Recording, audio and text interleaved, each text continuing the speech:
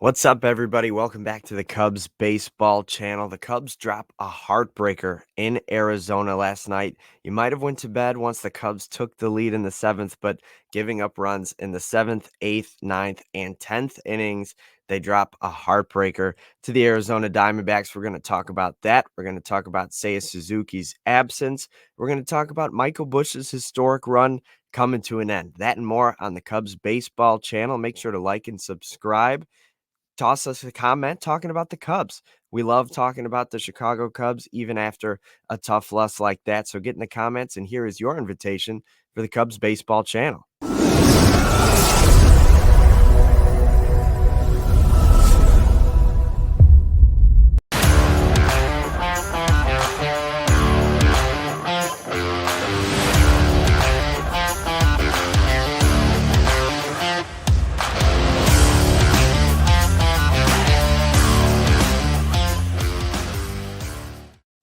What's up, everybody? Cubs drop a heartbreaker, like we said last night. My name is Anthony Pasquale on the socials, ant_Pasquale3. Mick's not with us tonight, but I'm here to break down that Cubs game last night, which went in awful direction toward the end of the game. 12-11 was the final score, but there's a lot to break down from that game. So many runs on the board. We always talk about how weird things get out in Arizona on the West Coast, and this was yet another weird one.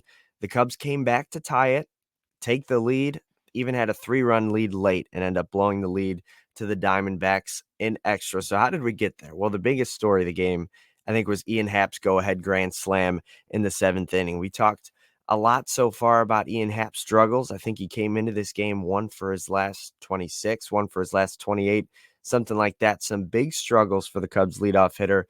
Well, last night he was in the 7th spot, and he really shined. He had 3 hits, 4 runs driven in, none bigger than the grand slam down the line in the 7th inning to give the Cubs an 11-8 lead at the time. What happened after that, though, was the Cubs allowed runs in the bottom of the 7th, the bottom of the 8th, the bottom of the 9th, and the bottom of the 10th to fall 12-11 to the Diamondbacks. Another extra inning game. This one, unfortunately, did not go the Cubs' direction, but they kept on fighting. They gave up leads left and right, and they kept on fighting to climb right back into the game. They were down 4-1 at one point, then took a 5-4 lead.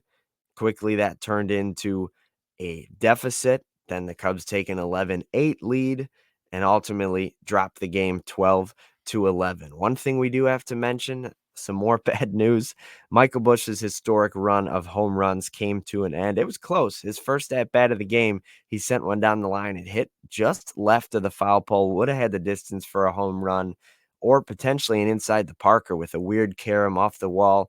But instead, it was a foul ball, and he ended up finishing the game, I believe, 0 for 4 with a walk. So that was Michael Busch's line. It ends his streak at 5, tied all time with Christopher Morel, Ryan Sandberg, Sammy Sosa, and the great Hack Wilson. Another thing we have to get into, and I'm sure you guys will get in the comment section about this, Kyle Hendricks struggled again. He's 5 earned runs or more in all 4 of his starts so far this season. He finished the game with 4 1/3 innings pitched, 5 hits allowed, 7 runs, 3 walks, 3 strikeouts, and he gave up 2 homers. For me, I think the most uncharacteristic thing from Kyle, he's always given up a home run or 2. He's always given up some hits, but the one thing he's been so known for in his career was the pinpoint accuracy with the changeup, with the fastball, with the curveball. But he just can't command anything right now. And as a result, it leaves pitches up. Guys like Lourdes Gurriel Jr. are able to turn on those and put him into the seats with ease. And that's the thing with Kyle Hendricks. Once he starts walking guys and there's more traffic on the base paths, those outings become ballooned so fast. And that's what happened again last night. 7 earned runs. I will say he left with the lead. The Cubs were up 5-4 and the bases were loaded. Then came in Luke Little, who threw 2 straight wild pitches to give up runs, then a sac fly. So all 3 of Kyle's runs scored that Luke Little inherited. All 3 got charged to Kyle, and none of them scored on hits. 2 of them on wild pitches and 1 on a sac fly. Luke Little also gave up 2 other hits and a walk. One of those came around to score. So He had not his sharpest outing. After him was Daniel Palencia, who was hopefully stretching to get 2 innings. He was only able to give 1. He gave up 5 base runners in 1 inning plus, but he was taken out. Mark Leiter Jr. came in. Of course, he was the only one who was good, which has been the case all year long. He pitched a scoreless frame. He did allow 1 run that he inherited. No earned runs. The Cubs had a few errors late in the game as well. It got very sloppy. Yency Almonte was pretty good as well. He came in after Leiter Jr., and he also delivered a scoreless frame. A couple of walks, so it got dicey, but he was able to get out of it unscathed. And then it came to the 9th inning. The Cubs had the lead. That's all you could ask for, right? Hand the ball to your closer. Not so fast. Adbert Alzolay struggled once again in his 1 inning. He gave up a hit. That, of course, was the home run to Ketel Marte. After that, a couple of walks, which ended up not biting him, but he just doesn't look sharp. And that's the thing that's scary. And it's not only with Hendricks and it's not only with Alzolay. Aside from Mark Leiter Jr., this entire bullpen is not sharp. You're missing your spots. You're walking guys, putting free passes on late in the game. That's how you blow games. And Adbert Alzolay blew 3 saves in all of 2023. It's April 17th today, and he's already blown 3 saves this season. So that's something the Cubs are going to have to worry about and focus on as the season continues, especially with Julian Merriweather down for at least 2 months with his injury. They're going to need guys to step up. And Keegan Thompson did 2 nights ago, but he was obviously down, couldn't pitch again.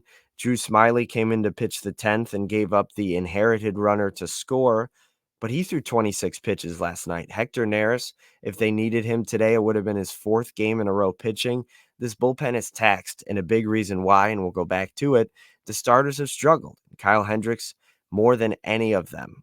And when you can't get your pitchers to the 5th and through the 5th and through the 6th inning, you need your guys in the bullpen to pick up 15 outs a game. And that's a lot to put on a bullpen, especially one that's already thin and one that's very young. Luke Little came into a bases loaded, no out jam. Of course, you don't want those runs to score on wild pitches. That's on Luke himself, but that's not the situation you want your rookie reliever in. And Daniel Palencia, you're trying to get 2 innings out of him, and he comes in, pitches the inning, gives up a run, comes in to start the next one, and he puts 2 guys on for Mark Leiter Jr. to deal with. And the cycle just continues. And you can try to blame Craig Counsell for not putting his guys in on clean innings, but the fact of the matter is he's just trying to squeeze as much out of each guy as he can because everybody else is thin and injured and banged up or tired and can't go. You can't blame Counsell that he's trying to squeeze every out that he can out of a pitcher just because there's not too many guys he can throw out there night after night after night when he has to pick up 5 innings worth of outs from his bullpen day after day. So that's definitely a challenge, something that's upsetting, and the Cubs are going to have to look to do it. This was a golden opportunity to secure the winning road trip. Right now they're 4-4. They'll have a chance to clinch the road trip today against Arizona. It's going to be another, of course, challenging, probably super weird game because that's what happens out in Arizona. But it was nice to see Ian Happ hit his first home run of the season this year. He was batting righty when he hit it. I think typically he has a little bit more power lefty, but he's looked really good right-handed so far this season. So that might be something to keep an eye on as we watch his splits as the season continues. Nico Hoerner was also great. He got back to the leadoff spot against a left-hander in this game, and he delivered a career-high 4-hit performance. He came around to score twice. The Cubs had 3 triples. Hoerner had one. Bellinger had one, and Miguel Amaya had one. The bottom of the order was great. Happ, we mentioned, 3 hits out of the 7 hole, 4 runs driven in. Amaya batted 8th. He also had a pair of hits, 2 runs driven in. Alexander Canario got the start. He had a double. In the inning where the Cubs initially took the lead, which was the 5th, they had 2 doubles and 2 triples in that inning, which was just peppering down the line, right field line, left field line. Cody Bellinger had a triple. Amaya had a double. Canario had a double. So that was a really nice inning to see, especially with the bottom of the order getting the job done. And then it was nice to see Nico Hoerner, who has had his average below 200 for most of the season, and then 2 hits late 2 games ago and then 4 hits last night, and all of a sudden his average is back up at 264, and you feel a little bit more confident with him at the plate. So, um, kudos to Craig Counsell. He flip-flopped Horner and Happ from the 1 spot to the 7 spot or vice versa, and Horner and Happ combined for 7 hits. So, you gotta feel good about that. I know, everybody likes Ian Happ's on-base skills, and he'll probably move up to the 1 spot more and we'll kind of assume that role back soon. But I don't hate Horner at the 1 spot and Happ coming up with guys on base if he's able to produce like he did last night. So it's definitely a good problem for Counsell to have if you have 2 guys emerge that could be leadoff hitters. That's definitely something that you'd like to see. And Happ was good last night. Horner was great last night.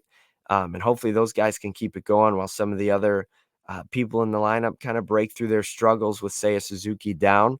It's something we mentioned on the show a few days ago, say Suzuki on the 10-day injured list, but the reports came out yesterday that it looks like it's going to be a lot longer than 10 days, probably closer to about a month. The initial things show that it's a strain. It's not an oblique tear, it's just a strain, but that usually takes about a month, about 4 weeks to rehab and make sure you've got enough strength to come back to the lineup. Joe Girardi was talking on Marquee Sports Network about the oblique being so tricky because when you don't use it for so long, it gets a little bit weak and could be re-injured easily. So that's why you take extra time and be extra careful, especially with a guy like Seiya Suzuki, who's supposed to be such a huge part of everything you're trying to do this season. But like we said, Cubs fell last night, 12-11. They dropped to 10-7. The road trip started out in San Diego with a stinging 8-0 lead that turned into a 9-8 loss. And I think this one's right up there with it. An 11-8 lead that turns into a 12-11 loss with runs allowed in the 7th, 8th, 9th, and 10th innings. Those are things you just can't have happen. You have to feel good about getting that lead, fighting for that lead twice, and you have to feel good about getting your closer out there with a lead late in the game. But the fact of the matter is, nobody in that bullpen, aside from Mark Leiter Jr., looks super sharp right now. And when you have your starter put you in a 7-run hole, those are hard games to win. And kudos to the Cubs for fighting to have a chance in that one. But when your starter gives up 7 and your bullpen allows runs in 4 straight innings, those games are going to be very hard to win. So you hope that you're not put in those situations too much longer. And the question becomes, how much longer can you let Kyle Hendricks put you in those situations? I wouldn't be surprised if we see a potential phantom injured list. I think it's still a little too quick to fully cut ties with him and DFA him, especially with everything he's done for this team, for the organization, winning the World Series and kind of helping younger pitchers out as well. But I think maybe a phantom injured list and then let him do some rehab assignments in the minors, especially with Jameson Taillon coming back, assumedly to start tomorrow. And then you have Ben Brown, you have Javier Assad and Jordan Wicks, Shota Imanaga, all pitching well. I think for the meantime, you can afford to let Kyle figure some stuff out after a 10 or 15-day stint on an injured list. And then by that point, hopefully Steele is back, so you don't need Kyle as much and you can ease him back and hopefully get some success out of him.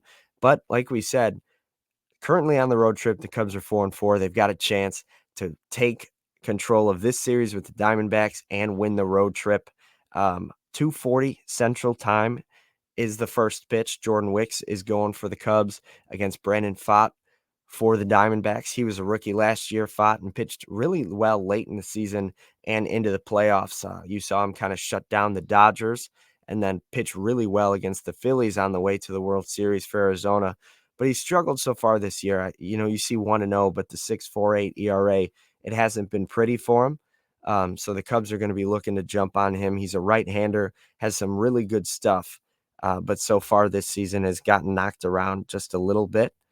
So that'll be something to keep an eye on. Maybe the Cubs can get on him early and hopefully give a lead to the bullpen so they're not trusted to kind of keep it because keeping leads for this bullpen has not been something that they've been particularly good at.